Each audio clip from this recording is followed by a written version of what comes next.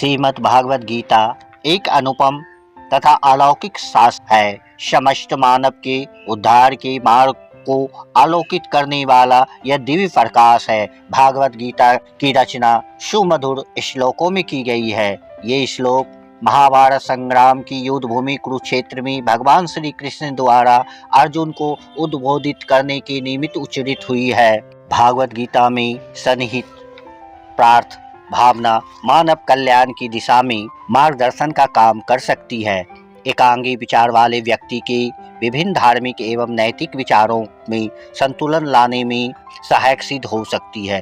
दोस्तों नमस्कार, आपका स्वागत है। श्रीमद् भागवत गीता का श्लोक तो संस्कृत में है।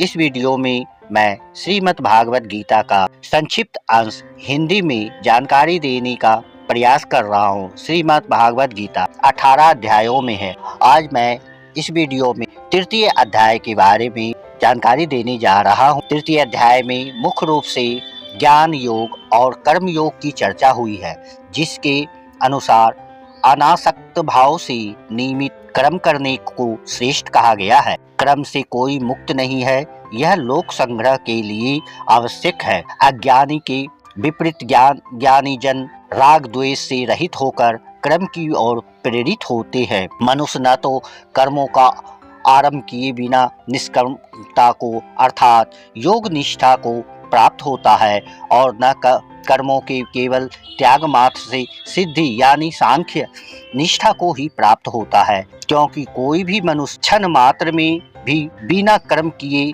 नहीं रहता। सारा मनुष्य समुदाय प्रकृति जनहित गुणों द्वारा परवश हुआ है, कर्म करने के लिए बाध्य है। जो मनुष्य समस्त इंद्रियों को हठ पूर्वक ऊपर से रोककर मन से उन इंद्रियों के विषय का चिंतन करता है, वह मिथ्याचारी अर्थात दंभी कहा जाता है। किंतु जो पुरुष मन से इंद्रियों को वश में करके अनासक्त हो समस्त इंद्रियों द्वारा कर्म योग का आचरण करता है, वही श्रेष्ठ है। शास्त्र निहित कर्म किया जाना चाहिए, क्योंकि कर्म न करने की अपेक्षा कर्म करना श्रेष्ठ है।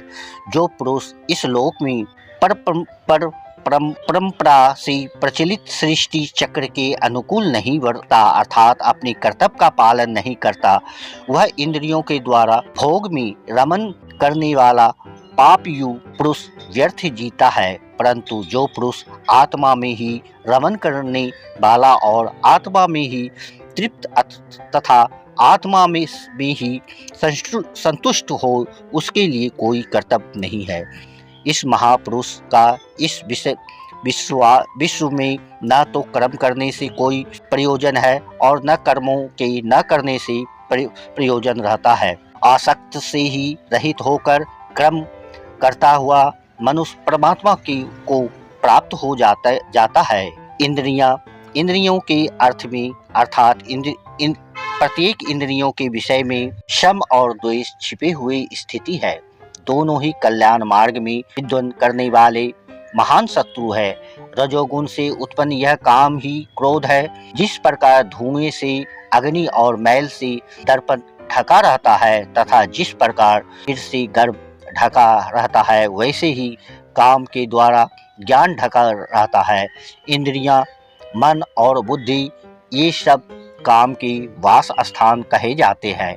हम इन मन और बुद्धि के द्वारा ही ज्ञान को आच्छादित करके जीव आत्मा को मोहित करता है। इसलिए इंद्रियां को वश में करके इस ज्ञान और विज्ञान नाश करने वाला महान पापी काम को बलपूर्वक मार डालना चाहिए। शरीर से श्रेष्ठ बलवान और सक्षम इंद्रियां है। इंद्रियों से पर मन है, मन से भी पर बुद्धि है और बुद्धि से पर आत्मा है। अतः आत्मा को जानकर बुद्धि के द्वारा काम रूप दुर्जय शत्रु पर विजय प्राप्त जाना चाहिए। दोस्तों, ये रहा श्रीमद् भागवत गीता का तृतीय अध्याय का संक्षिप्त अंश। दोस्तों, इस वीडियो के बारे में अपनी राय कमेंट में ओम श्री कृष्ण वासुदेवाय लिखकर अवश्य दीजिए। यदि आपने अभी तक चैनल सब्सक्राइब नहीं किया है तो कृपया चैनल को अवश्य सब्सक्राइब कर लीजिए। वीडियो अच्छा लगा हो तो वीडियो को शेयर और लाइक कीजिए। श्रीमद् भागवत गीता की अन्य अध्याय को वीडियो देखने के लिए, जानने के लिए चैनल को अवश्य सब्सक्राइब कीजिए। वीडियो देखने के लिए आप सबों का कोटि कोटि धन्यवाद। फिर मिलेंगे अगले वीडियो में। पुनः आप सबको कोटि कोटि धन्यवाद।